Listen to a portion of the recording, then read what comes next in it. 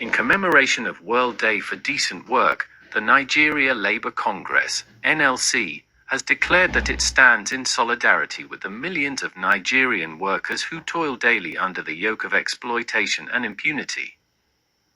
A statement signed by its president Joe Ajaero said on this day that marks Decent Work Day, Organised Labour therefore considers the statement attributed to the Vice President of the Federation as a national tragedy, as he presupposes that the Nigerian State promotes lawlessness, expressing doubts that the President of the Federation will agree with his vice.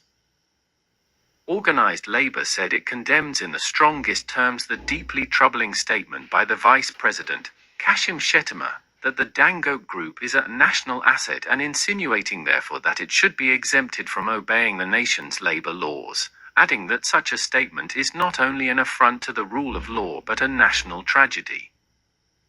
Labour warns that the statement is a public declaration that capital, when sufficiently concentrated, is above the law, that money is sovereign and can undermine decent work principles.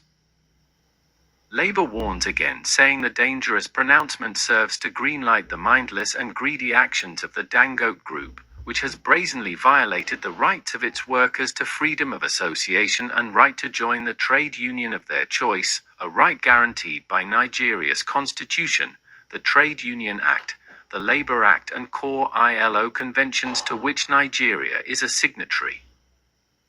NLC reminded that the Petroleum and Natural Gas Senior Staff Association of Nigeria, PENGASSAN, was simply fulfilling its historic duty to protect its members from exploitation, and to frame this legitimate trade union activity as sabotage or a national threat is a fascistic tendency that the NLC utterly rejects and will resist with every fibre of its being.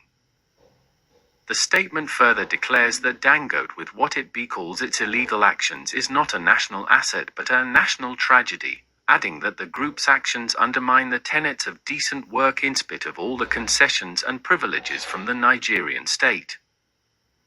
Labour reminded the Vice President Shettima that no company, no matter how big, strategic, or well-connected, can operate outside the law or be bigger than Nigeria, and that if the Dangote refinery is to be granted rights and privileges over and above the law, then the government must be prepared for the storms that such an injustice will inevitably unleash, stressing that there can be no peace without justice. The NLC used the statement to demand that all entities operating in Nigeria should comply with Nigeria's industrial relations laws, including the immediate recognition of all unions seeking to represent workers in their organizations. It said Labour cannot encourage impunity and still talk about democracy.